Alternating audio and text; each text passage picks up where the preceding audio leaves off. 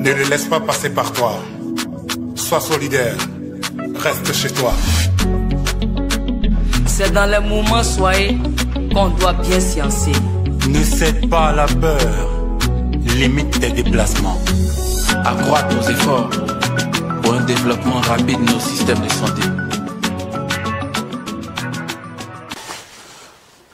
Dans le cadre de la riposte contre le coronavirus au Togo, l'association féminine pour un monde meilleur P2M, basée dans la commune Amo3 de Hihiatro dans la région des Plateaux, a bénéficié d'un financement du programme des Nations Unies pour le développement pour la mise en œuvre du projet intitulé « Résilience économique et sociale des femmes de la région des Plateaux à la pandémie de Covid-19 ».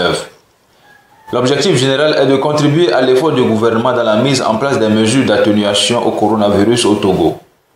Les zones bénéficiaires du dit projet sont les préfectures d'Amou, de Wawa, d'Akebu, d'Anié et de Pelé. Ce projet a été élaboré à l'intention des femmes qui sont les premières victimes de la pandémie car très impliquées dans le secteur informel. Il s'agit donc d'informer et d'éduquer non seulement les femmes mais aussi les communautés locales au respect des mesures barrières, de fournir aux femmes des marchés et des communautés des masques, des dispositifs de lavage des mains et aux personnes vulnérables des kits alimentaires. Il s'agit aussi de renforcer les capacités des femmes organisées en groupement afin de les préparer à affronter d'éventuels chocs qui surviendraient dans le futur. Plusieurs activités ont été menées dont l'animation de 2 émissions radiophoniques interactives synchronisées entre 5 radios de la région. Il s'agit de la radio Virgo Potence d'Atakwame, d'Azur d'Anié, d'Itiesi d'Amlamé, de Sky FM de Badou et de CED de Dain. La première émission a porté sur les symptômes de la maladie, les mesures barrières et sécuritaires prises par le gouvernement et la deuxième a porté sur les mesures sociales mises en place par le gouvernement pour permettre à la population togolaise de résister à la pandémie. Des dispositifs de lavage des mains ont été fabriqués et mis à la disposition de 8 marchés. Le nombre de dispositifs par marché a varié selon la taille des marchés. En tout, 26 dispositifs de lavage des mains respectant les normes de l'Organisation mondiale de la santé ont été distribués. 2 séances de formation des femmes des marchés sur la production du savon liquide ont été faites. La première a regroupé dans la commune Amo3 de Hihiatro 6 femmes au siège de l'association P2M et la seconde a regroupé 10 femmes à Zoubegan dans un local proposé par le chef canton. Au total, 16 femmes ont été formées sur la fabrication du savon liquide pour les 8 marchés. 128 kits ont été donnés pour produire au total 3200 litres de savon liquide. 10 comités cantonaux ont été installés dans les chefs-lieux de canton abritant les marchés ciblés et aussi dans certaines communautés reconnues comme pourvoyeurs de migrants, notamment Bato et Gamay. Le rôle de ces comités serait de poursuivre la sensibilisation dans les marchés et communautés après le passage de l'équipe du projet et surtout de servir de mécanisme de veille pour identifier et alerter les autorités sanitaires de toute arrivée de migrants de l'étranger afin qu'ils puissent être dépistés à temps et pris en charge en cas de positivité au coronavirus. Entre autres, des campagnes de sensibilisation ont été faites dans 8 marchés et leurs quartiers environnants avec l'appui de la force spéciale anti-pandémie, les autorités locales, notamment les maires, les préfets, la chefferie traditionnelle, y compris les CVD, sur le respect des mesures barrières dans les marchés de Okpawe, de Kounyoou, d'Anié, d'Adeta, de Kesibo-Wawa, de Badou-Dindi, de Badouville et de Zoubegan. Le président CVD du canton de Zoubegan a notre micro le jour de la sensibilisation dans leur marché. Donc, on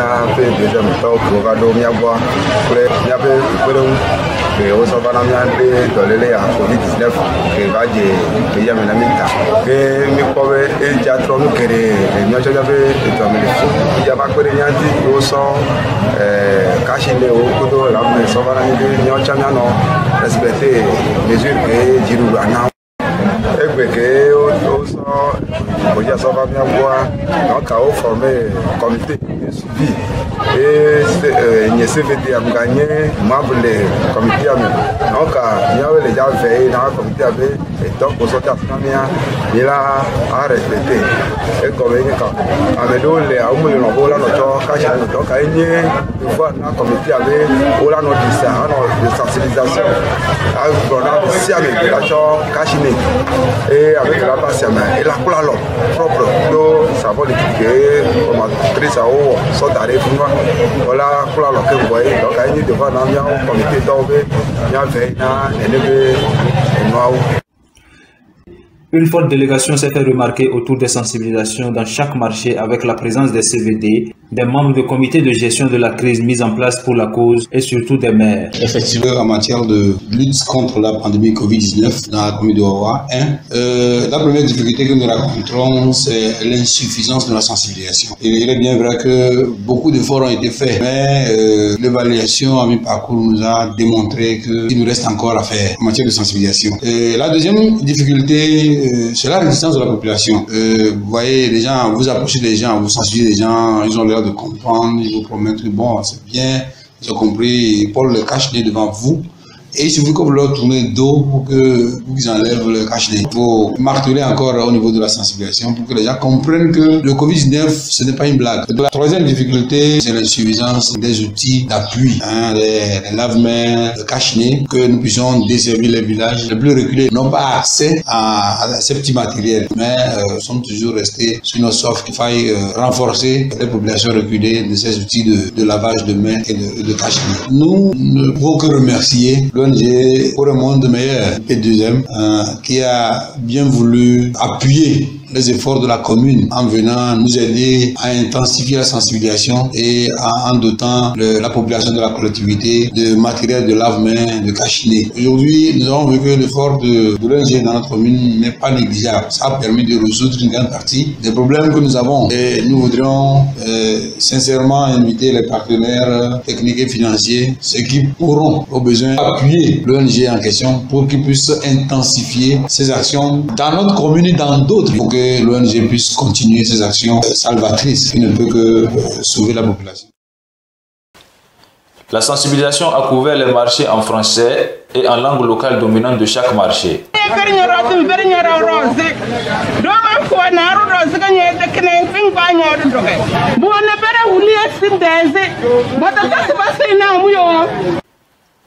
3200 masques respectant les normes de l'OMS et du gouvernement togolais ont été distribués gratuitement dans les marchés.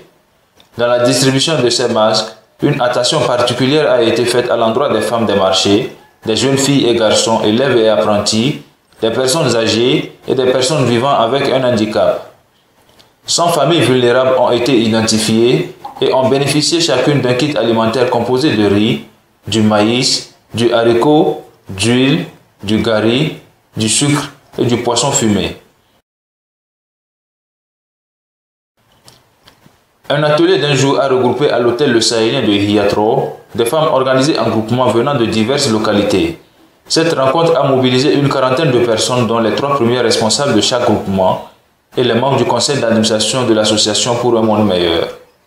Au cours de la journée, une discussion dirigée a été engagée avec ces femmes afin de ressortir les impacts du Covid-19 sur leur activité et de voir comment s'y prendre pour éviter ces effets négatifs pour d'éventuels chocs qui surviendraient. Les activités ne marchent plus, il n'y a pas de marché. Les étrangers qui viennent chercher nos condiments ne viennent pas. Les femmes qui viennent payer nos produits n'ont plus accès au pays parce qu'on a fermé la frontière. Le Covid-19 nous a vraiment paralysés parce qu'au début, avant Covid-19, on arrivait à transformer plus de 10 à 20 tonnes à 30 tonnes par an. Mais cette année, vraiment, nous avons eu beaucoup de difficultés. C'est à peine 1 tonne qu'on a pu transformer jusqu'alors. Donc c'est un mal qui nous est vraiment handicapés. On n'arrive plus à venir au marché comme avant parce que tout le monde a peur. On a peur d'être contaminé. Donc il y a de la mévente. Ça fait que vraiment notre chiffre d'affaires a baissé. Actuellement, on ne peut plus parler. Si on veut vraiment faire la situation ou bien faire le bilan, on va voir que notre résultat est négatif. Entre autres, une réflexion sur la possibilité de mettre en place une caisse de résilience au choc pour chaque groupement a été faite. Les modalités d'alimentation de cette caisse ont été étudiées et le démarrage a été appuyé par le projet. Dans notre coopérative, on fait le stockage pour le groupement, mais les femmes aussi ont des activités génératives de revenus à elles-mêmes. Et on se réunit, il y a un jour dans une semaine qu'on se réunit et on fait le bilan de tout. On vend et on collecte les fonds pour voir comment on peut aider pour les démunis. Et le reste, on prend pour racheter les produits et garder. Et l'appui du PNUD va nous aider à agrandir de plus nos activités. Comme c'est le stockage qu'on fait cette année, on a vu ce qui s'est passé. Mais l'année prochaine, grâce à Dieu, au moins, on aura le marché. Vraiment, nous saluons PNUD pour ce geste à notre égard. Donc, nous sommes 8 femmes dans notre coopérative. Et comme c'est individualisme dans le collectif, donc nous avons pris la décision de se faire entre nous des prêts et que chacune va renforcer sa capacité dans son entreprise et chaque fin du mois va rembourser pour que cette somme soit toujours restée comme un fonds de roulement pour la coopérative. On est dans la transformation de soja en lait, en fromage, soja torréfié et les brochettes de soja et on fait le riz étuvé. Et nous sommes aussi sollicités, notre coopérative est sollicitée pour former d'autres femmes qui désirent aussi mener des activités génératrices de revenus. Nous aussi, à notre niveau, on sollicite aux gens aussi de venir nous former. On forme et on sollicite aussi des formations à notre égard. Avec P2M, nous manquons de mots pour pouvoir dire merci parce que cette ONG est venue à point nommé renforcer notre capacité, venir nous ressusciter de notre mort parce que Covid-19, tout ce que ça a fait comme dégâts. Vraiment, P2M est venu avec l'appui de PNUD pour nous hausser encore. Selon les clauses, cette caisse servirait à venir en aide aux membres de chaque groupement en cas de choc, réduisant ainsi la vulnérabilité de ses membres. Le projet a appuyé en tout 10 groupements.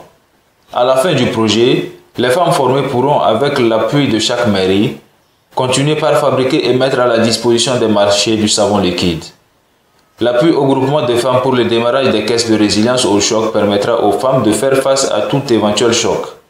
Les forces spéciales anti-pandémie FOSAP, déployées sur toute l'étendue du territoire et dans les communautés les jours de marché, continueront par influencer les populations dans l'application des mesures barrières. Une couronne sur la tête, tu tues les gens, pour toi c'est normal. Tu en deuil des familles, pour moi c'est pas normal. On va te dégager, nous on va te taper. Tu en deuil des familles, pour moi c'est pas normal. Africa, ça va aller. Europa, ça va aller.